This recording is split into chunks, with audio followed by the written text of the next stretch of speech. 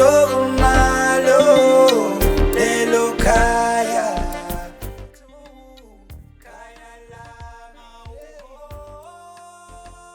sweet home mina ngikhumbule kaya hello mami hello daddy elifuthumalo yenu mina ngisoze ngalibala Angibingelela ababukeli igama uMathino kaMkhize oyihost yamavidiyo e-D2 Kids sishuthwa ikhaya elihle media. Imininingwane ye-D2 Kids nekhaya elihle media izovela eqaleni kwevidiyo yethu.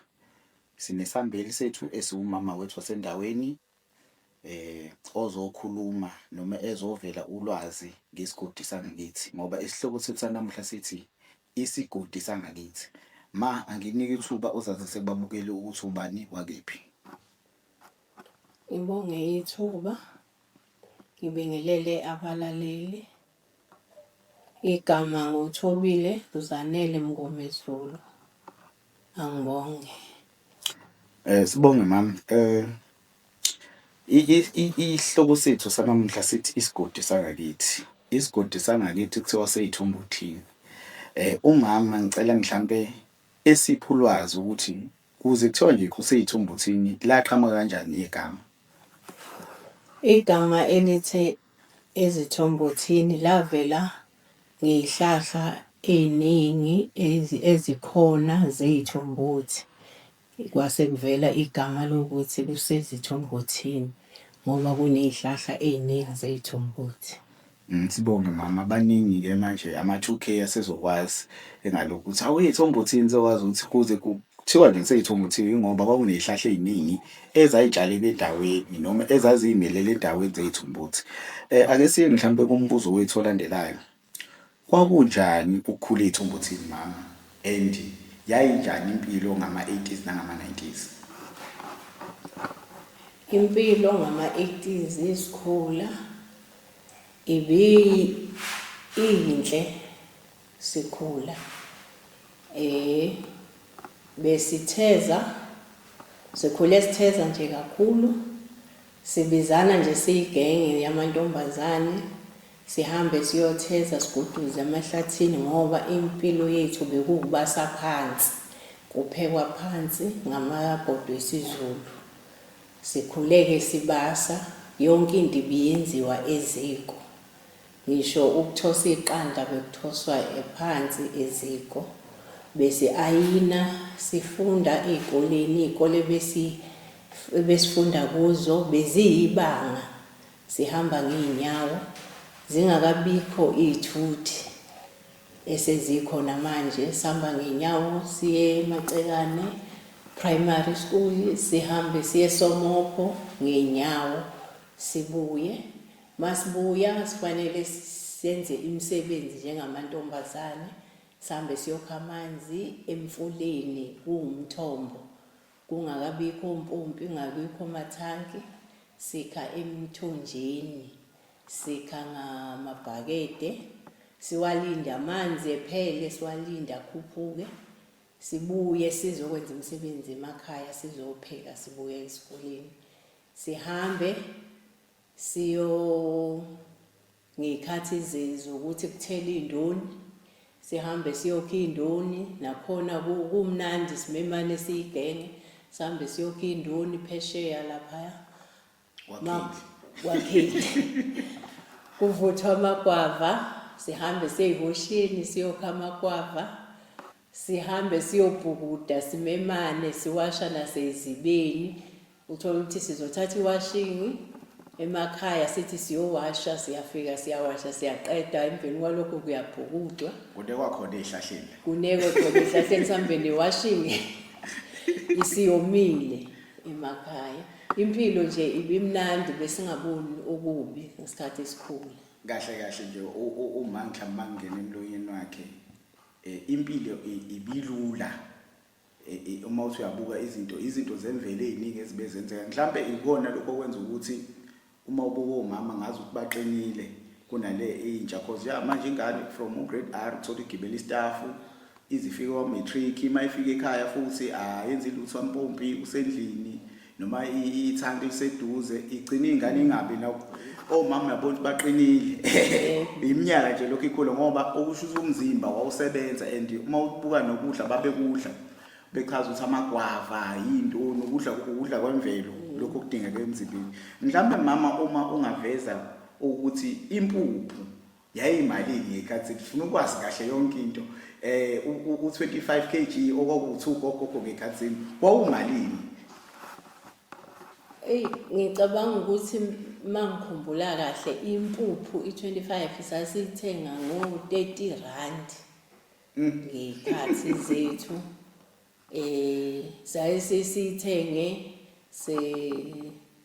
edolobheni enqathayo sihambe siqhube ngamabhala sisuke enqathayo size emakhaya mhlawumbe ke futhi ungaveza izilwane lezi ezikhona njengamanje izimbuzi nezinkomo inani lalo lalithini ngalezo ikhathi nisakhula ngesikhathi sethu nje imbuzi yayiba ko 100 rand 150 kukhuphuka iminyaka ke sekungo 250 imbuzi mhlambe 200 zayishibhe nje kakhulu kunamanje masiqhathanisa manje ngoba imbuzi sibiza kangaka manje kodwa futhi no 100 rand okutholakala kanzima ngoba phela ngabe sithi ufanele nembuzi engo 1000 sasithi kuyabiza ngaleso sikhathi kwakuyibizela kusho ngaleso sikhathi sithi kuyabiza ngoba vele nemali yayingekho ngaleso sikhathi udlame mhlambe laqala nini alikaze limphazamise imama ezikoleni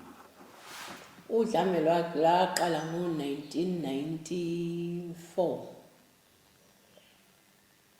lwaphazamisa kakhulu udlame ngoba kwakuphunywa uthola ukuthi selisuka esikoleni suka ngaphandle lizongena esikoleni kuyaphunywa sekuyabalekwa ekugcineni kwagcina kuvalwa izikole ngenxa yokuthi manje kwakulwa amaqembu lwaphazamisa kakhulu udlame and baba baningi nabantu abedlulayo ngesikhathi sodlame ukuxhumana nanenza kanjani mama ngoba amafoni ayengekho uma kuthiwa khona umuntu mhlambe ogulayo odlula emhlabeni noma otetayo nanifona kanjani ukuthola ama-ambulance kwawona ama-ambulance masefonini kwakuthatha isikhathi esingaka ukuthi efike lethu usizo impilo yayinzima lapha ngoba masifuna i-ambulance kugula umuntu or umuntu uyateta kwakufanele siwele siye emaplazini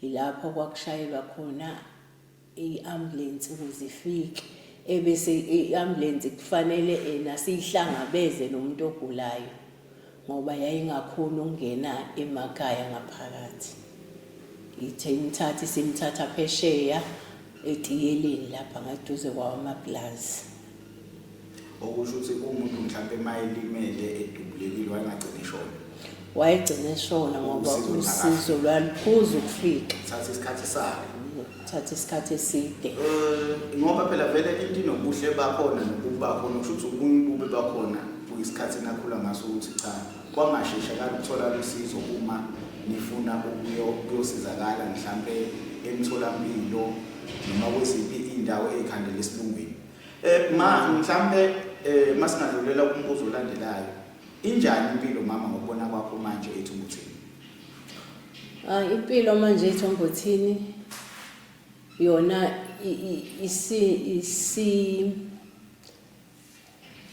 i-right esimeni sekuthi sesinogesi impilo siyashesha sekunezinto ezikhona lezi thina ezazi sinikeza ubunzima kwesinye isikhathi impilo iyashesha sekunamafoni sesiyakwazi nokufona sesinogesi noma ke isimbi ngoba inobugebengu njengamanje kubukhona ubugebengu obukhona ukuthi izingane azisebenzi zigcina sezingena edakamizweni idakamizwa kufuneke zikhiphe imali ziyithenge gcina seyintshontsha ngokuthi iningi lazo futhi kazisebenza amathuba omsebenzi kawena ngoba phela mhlambe ngekhathi zenu maphuzo waphuzo antomdala umuntu omusha wena futhi umuntu omusha wayengabhemi kodwa manje nje hayi ikona abakwenzayo kodwa kwesinye isikhathi basuke bethi bakhipha istress ukuthi abasebenzi nkosiyami mhlambe mama eminyakeni eyishumi ezayo esigodini sangakithi ubona kube kanjani ngibona bebaningi intsha yethu einganeni zethu engezokusebenza zifundile zinjalo ziqoka amajazi kodwa inemisebenzi kayikho lizobe izinga lengane engasebenzi lizobe likhulu kakhulu abantu abangasebenzi ngoba kukhona manje bakhona abafundile ababuye emavasithi kodwa abasebenzi emveni kweminyaka ewuthele kusoka manje lizobe likhulu kakhulu izinga labantu abangasebenzi. Mhlawumbe mama ngombono wakho yini mhlawumbe engalekelela noma enganciphisa lokho esigodini sangakithi ukuthi mhlawumbe eminyakeni eyishumi ezayo abantu abayintsha abafundile nabangafundile khona kuzoncipha mhlawumbe nokugebengu kube khona into ebasizayo noma abazobabhizi ngakho kodwa igcineni kosuku futhi bekwazi ukuthi bebeka into phezu kwetafula uma mhlawumbe mayengafaka nje inaphuzana uxwayisa ephinde futhi efake ukufundisa ukuthi yini into engalekelela eminyakeni eyishumi ezayo ukuthi unciphe ke isibalo sabantu abangasebenzi abafundile nabangafundile. Ngibona ngathi kungangcono mangabe mhlawumbe kungahlangana umphakathi kuhlangane nasomabhizinisi nabaholi bendawo ukuthi kuvulwe amathuba ukuthi abantu bafundiswe amakhono emisebenzi ukuze bekwazi ukubeka isinkwa etafuleni njengokuthi mhlawumbe ukuthunga ukubhaka ukubaza izinto nje eziningi ufundela ukupheka ngicabanga ukuthi bangasizakala abantu abaningi ukuze bekwazi ukubeka isinkwa etafuleni bekhulise nabantwana nokulima kanjalo kukwazi ukuthi namakutholakala sikwazi ukungena power spa sidayisa somphakathi ukuze ekugcineni sisizakale ngoba amathuba omsebenzi kawekho.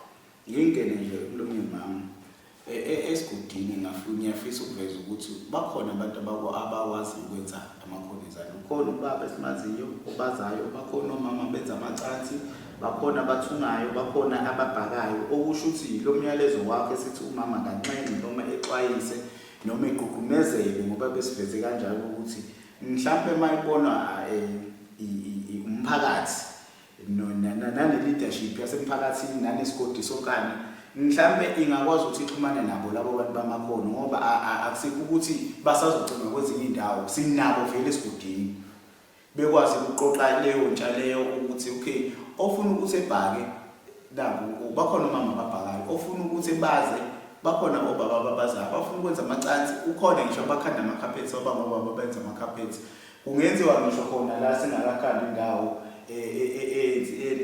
endaweni yasesigodini engeke ikhokhelwe njengama crash noma amasonto mangacela khona mhlawumbe kwenziwe lona ngicasi nami iyenye into engasiza ukuthi kunciphe ungasebenzi ngoba uma uzothi hayi ngifundile baningi abantu abafundile kumanje internet labo bantu abafundile kumanje sosibe ngabasebenzi so i-advice kamama ngiyafisa ukuthi ifikelele kubantu abanamandla basesigodini mhlawumbe icubungulwe ixoxe kubonakala ukuthi siqalapi ngoba abantu abazofundisa abantu bakhona abantu abazofundisa abantu bathi into still kodwa isebenzi akasibonge ngicela uma evalelise uma ukhona mhlawumbe afuna ukukushiya nama naye uyi advice ngakushiya bese yavalelisa ebonge.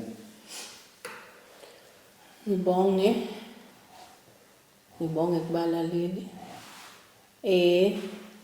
sengathi sengivalelisa singakhuthala nathi somphakathi ukuthi sithuthukise intsha, ikakhulukazi ngoba ikakhulukazi iy'ngane ey'ncane eseyizalwa yithi ney'ngane zethu okumanje ezizoba semathubeni okungasebenzi. Siyikhuthaze ukuze yeke idakamizwa, zibone ukuthi kuyaphileka ngaphandle kwedakamizwa. Angibonge kubalalela. Ngiyasibonga mama. Ngoba bengishilo uqala ividiyo ukuthi ezikuxhumana zethu seyitholakala ekuqaleni kwevidiyo yethu okuyi-Diju Kids NPO ku-YouTube, Facebook, Instagram, na-TikTok. Nami angibalithe njengoba